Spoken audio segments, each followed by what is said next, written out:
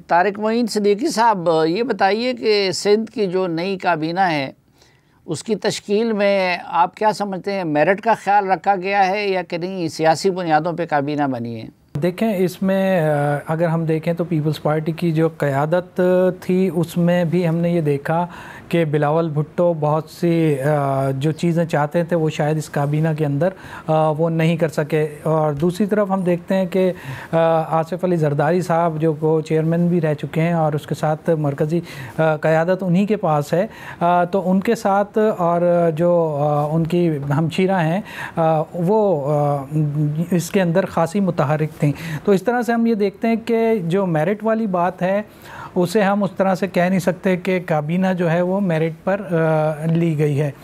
लेकिन यह है कि उसमें फिर यह है कि तमाम पार्टी की मुशावरत के बाद फ़ाइनली इसे जो है फ़ाइनल किया गया और उसके बाद काबीना तश्कील दी गई। लेकिन काबीना में हम जो वज़रा और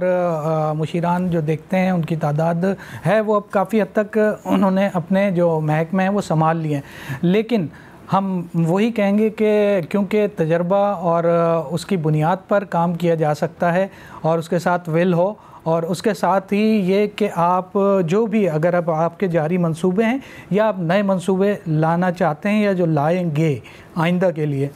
तो उसकी बुनियाद यही होगी कि आपका अज़म हो काम करने का। क्योंकि हम यहाँ ये देखते आए कि जो माजी के जो मंसूबे थे जो यहाँ पर अब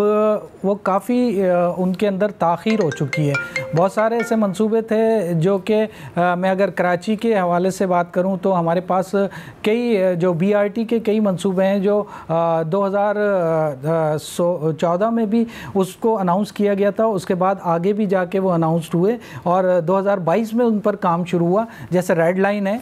इस पर काम शुरू हुआ, लेकिन तकरीबन 1 साल ये काम ताख़ीर का शिकार रहा, तकरीबन बंद रहा काम। उसके बाद ये कहा जाता है कि निगरान काबीना के दौर के अंदर शायद ये बहुत ज़्यादा ताख़ीर हुई, लेकिन हमने ये देखा कि काम मुकम्मल तौर पर बंद हो गया और उसके बाद उसकी जो वजूहात नज़र आई कि जी उसकी जो लागत है उसमें इजाफ़ा हो गया था, डॉलर की कीमत उस पर असरअंदाज हुई। लेकिन इस तरह हम दूसरी तरफ देखते हैं कि मलिर एक्सप्रेस वे था, उसके ऊपर काम काफ़ी तेज़ी से जारी है। शायद उसमें बहुत ज़्यादा रुकावटें नहीं थी, इस वजह से भी उसकी वजह हो सकती है, लेकिन उसके साथ साथ जो दीगर अवामिल हैं शायद वो भी कार फरमा हो कि ये जो सड़क है जो मलिर एक्सप्रेस वे है वो शहर के बाहर नदी के साथ साथ आगे जा रही है, तो इसमें बीच में आबादी और इतना इंफ्रास्ट्रक्चर मुतासर नहीं हो रहा, इस वजह से शायद वहाँ पर काम तेज़ी से जारी हो। अच्छा शकील फरमान अली, ये बताइए जो वज़ीर आला खैबर पख्तूनख्वा है अली अमीन गंडापुर साहब, उनके ख़यालात से तो हम वक्तन फ़वक्तन मुस्तफ़ीद होते हैं। जो टीम बनाई गई है खैबर पख्तूनख्वा में वो टीम कैसी है? देखें सलीम भाई, आपको पता है कि इस मरतबा जो है पाकिस्तान तहरीक इंसाफ की जो मेजॉरिटी है उसमें 70% से ज़्यादा ऐसे लोग जीते हैं, नए चेहरे सामने आए हैं। मतलब ये है कि उनको एक मजबूरी थी कि कैबिनेट भी उनको उन्हीं जो है चेहरों में से बनानी पड़ रही थी, और कैबिनेट बनाते वक्त जो है इस बात का ख्याल नहीं रखा गया कि सूबे के तमाम अज़ला को जो है नुमाइंदगी दी जाए। आप देख लें कि सवाबी से जो है 3 जो हैं ऐसे अरकान हैं जो कि सूबाई काबीना का हिस्सा हैं, तो इनको टीम जो है वो उनकी मेरी अपनी जो ज़ाती राय है, अली अमीन गंडापुर साहब की ख्वाहिश भी यही थी कि वो जो है नए चेहरे सामने लेकर आएँ। तो आपको पता है कि नए चेहरे सामने होंगे तो इनको कैबिनेट से इतनी ज़्यादा रेजिस्टेंस नहीं होगी। और इस हवाले से आप देख लें कि तैमूर सलीम जगड़ा साहब का नाम चल रहा था, शौकत यूसुफ़ज़ई साहब का नाम चल रहा था, उनको जो है काबीना का हिस्सा नहीं बनाया गया। इवन जो है तैमूर सलीम जगड़ा साहब की जो मिनिस्टर फ़ाइनेंस के हैसियत से उनकी कारकर्दगी थी, उनके ऊपर भी जो है अली अमीन गंडापुर साहब ने जो है सवालात उठाए हैं कि उस दौरान जो है सूबे पे जो है कर्ज़ा बढ़ा है। तो अगर आप कहें कि एक ऐसी टीम उन्होंने अपने लिए अपनी कैबिनेट का हिस्सा बनाई है जो कि डिलीवरी कर पा रही है, तो मेरा ख्याल है अब तक उनकी जो है ग्रिप नहीं है वज़रा की अपने महकमों पे। और आप देखें कि स्वाद से जो है भी लोगों को जो है क्या काबीना का हिस्सा बनाया गया, और जो पिछली मरतबा जो है वज़ीर थे उनको जो है मुशीर और मावन ख़ुसूसी बनाया गया और नई टीम को जो है वो सामने लाया गया है। मेरी अपनी ज़ाती राय है, उसकी वजह यही थी कि अली अमीन गंडापुर साहब चाहते थे कि उनको कैबिनेट से कोई ऐसा बंदा सामने ना हो कि जो बहुत ज़्यादा जो है तजुर्बाकार हो और उनको जो है उनसे रेजिस्टेंस हो। और यही वजह है कि तैमूर सलीम झगड़ा साहब का नाम चल रहा था, कामरान बंगश साहब का नाम चल रहा था, शौकत यूसुफजई साहब का नाम चल रहा था कि उनको बहैसियत मुशीर जो है काबीना में शामिल किया जाएगा, लेकिन ये ना हो सका। और इवन जो है उनकी कारकर्दगी पर जो है वज़ीर आला खैबर पख्तूनख्वा साहब ने ख़ुद भी सवालात उठाए। और टॉप टू बाटम अगर बात करें तो चीफ़ एग्जीक्यूटिव हैं सूबे के वज़ीर आला अली अमीन गंडापुर साहब। और माजी में आप देखें कि जो भी वज़ीर आला आता है वो सबसे पहले जो है मुख्तलिफ़ डिपार्टमेंट से ब्रीफिंग लेता है ताकि उसको वीकनेसेस और स्ट्रेंथ्स का पता चले और इश्यूज़ का पता चले, फिर वो उनको सॉल्व करता है। लेकिन आप देख लें कि आज 4-4.5 माह से ज़्यादा का अर्सा हो गए, अब तक जो है अली अमीन गंडापुर साहब ने जो है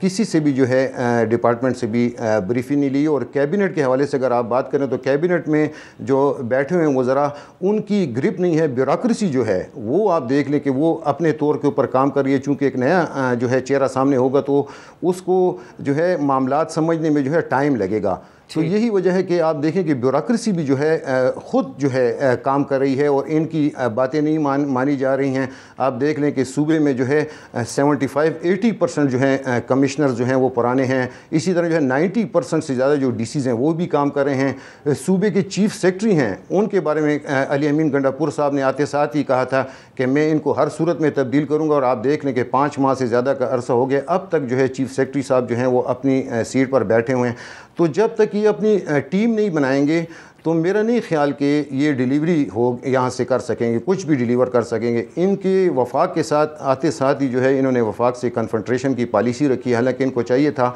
कि ये वफाक से कन्फ्रंट्रेशन की पॉलिसी रखने की बजाय अपने जो है मसाइल वो हल कराते। माशी मसाइल का शिकार था सूबा। इनका जो क्लेम है कि हमारा 1600 अरब रुपए से ज़्यादा जो है वफाक हमारा कर्जदार है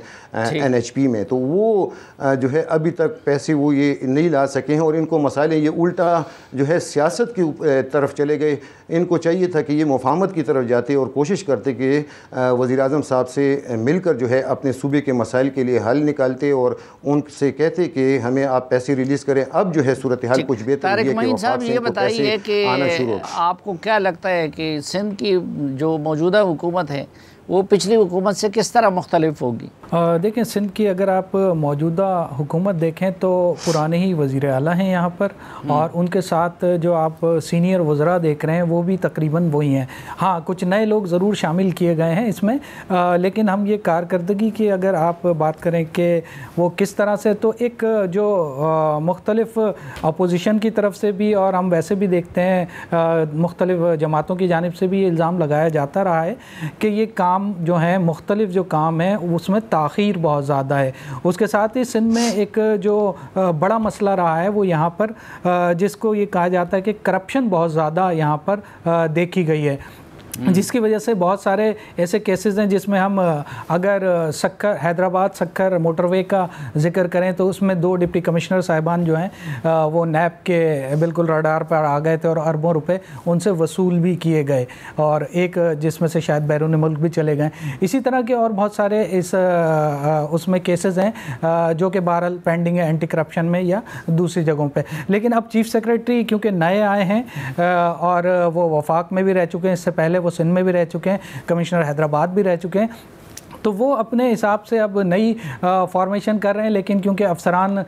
तो वही हैं पुराने, उनको मुख्तलिफ़ जगहों पे दोबारा लाया जाएगा। उसके साथ सिंध गवर्नमेंट में वज़ीर आला सैयद मुराद अली शाह हैं। तो हमारे पास ये देखने में ज़रूर आ रहा है कि ऐलानात बहुत ज़्यादा हैं लेकिन वर्किंग जो है वो कम है, और पेस काम का जितना तेज़ होना चाहिए उतना है नहीं। हम ये भी देखते हैं कि बाज़ औक़ात आसिफ अली ज़रदारी साहब की तरफ से भी बाकायदा हिदायत जारी की जाती हैं काम को तेज़ करने के लिए, जबकि बिलावल भुट्टो की जानिब से भी हम देखते हैं कि उनकी जानिब से नाराज़गी का इजहार भी किया जाता है कि काम को तेज़ किया जाए और उसके ऊपर फोकस किया जाए। और बाज़ औक़ात वो बिल्कुल क्लियर अपनी जो इंस्ट्रक्शंस हैं वो वज़ीर आला को भी देते हैं और वज़रा को भी कहते हैं कि वो इस काम को आगे बढ़ाएं। लेकिन हम ये देखते हैं कि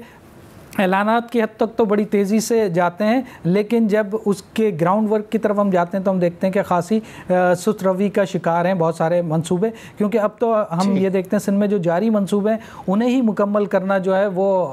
तरजीह होगी, लेकिन वो अगर टाइम पर कर लिए जाएँ। लेकिन ये ऐसे मंसूबे हैं जो कई सालों से चल रहे हैं, लेकिन बहरहाल अपनी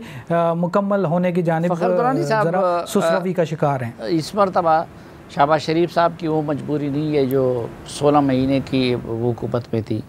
एक उनका तरीका अमूमन ये होता था पंजाब में कि वो ब्यूरोक्रेसी के ज़रिए हुकूमत चलाते थे, तो यहाँ पे वो अपनी पॉलिटिकल टीम के ज़रिए चला रहे हैं या ब्यूरोक्रेसी के ज़रिए चला रहे हैं?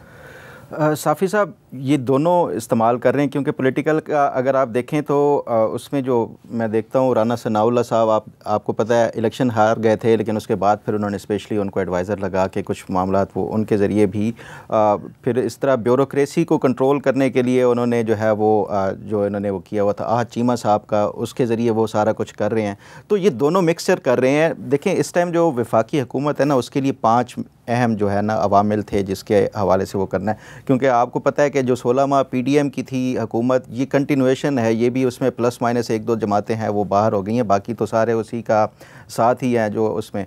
पहले तौर पे सियासी तौर पे इनकी परफॉर्मेंस अभी तक कैसी है, दूसरे नंबर पे माशी जो मईशत के हवाले से हमने थोड़ा सा पहले ही डिस्कस किया है। सियासी तौर पे देखा जाए तो मैं समझता हूँ कि अभी तक कुछ बेहतर है। गो के 8 जो फरवरी वाले इलेक्शंस हैं उसके ऊपर सवालात भी उठाए गए हैं। जो इनके साहब इत्तेहादी हैं मौलाना फजल रहमान साहब या इस तरह, उन्होंने भी सवालात उठाएँ, लेकिन कोई इस तरह का पॉलिटिकल जो है ना वो कोई बड़ा मिसहैप या कोई वो नहीं हुआ। इमरान खान जो है वो उनकी एक चल रही है, मूवमेंट चल रही है इलेक्शंस के हवाले से, वो सवालात भी मुख्तलिफ मुकदमात भी, लेकिन उसके बावजूद भी वो पार्लिमान का हिस्सा हैं, एक सूबे में हुकूमत भी हैं, तो कोई पॉलिटिकली इस तरह का कोई बड़ा सेटबैक नहीं हुआ। तो मैं समझता हूँ सियासी तौर पे ये हुकूमत जो है वो बेहतर है। माशी तौर पे जो है अभी इक़दामात इन्होंने किए हैं, इसके लॉन्ग टर्म में शायद इसके जो है नताइज वो बेहतर होंगे। लॉ एंड ऑर्डर के हवाले से जो एक चल रहा है, ऑपरेशन के हवाले से भी बातचीत चल रही है। मेरा ख्याल है अगर कंसेंसस डेवलप हो गया जो बाकी सियासी जमातों के साथ APC में, तो उससे कुछ बेहतरी आ सकती है। फिर सफारती लिहाज से अगर देखा जाए तो पिछले 4 माह में इन्होंने पाकिस्तान के लिए जितने भी अहम मुल्क हैं, ख़ास तौर पे सऊदी अरब हो, UAE हो, चाइना हो या अमेरिका हो, तो उसके इन्होंने ना सिर्फ दौरे किए, कामयाबी का उसका जो है आपका तयन इस तरह कर सकते हैं कि उन्होंने अनाउंस किए कि हम ये मेमोरेंडम ऑफ जो अंडरस्टैंडिंग है वो भी साइन किए, या कोई इन्वेस्टमेंट के हवाले से वो बात की गई है। तो ये इस हवाले से भी देखा जाए तो जो पहले 16 माह थे वो मैं समझता हूँ कि जो रिकवरी पीरियड था, जो कि पिछले जो इमरान खान के दौरे हुकूमत में मईशत का हाल हो गया था, रिकवरी से है जो अब ये स्टेबिलिटी की तरफ जो है मैं ये समझता हूँ कि ये एक फ़ेज़ की तरफ बढ़ रहे हैं। अगर कोई हालात कोई ड्रास्टिकली कोई तब्दील ना हुए तो मैं ये समझता हूँ कि लॉन्ग टर्म में शायद ये बेहतर होंगे।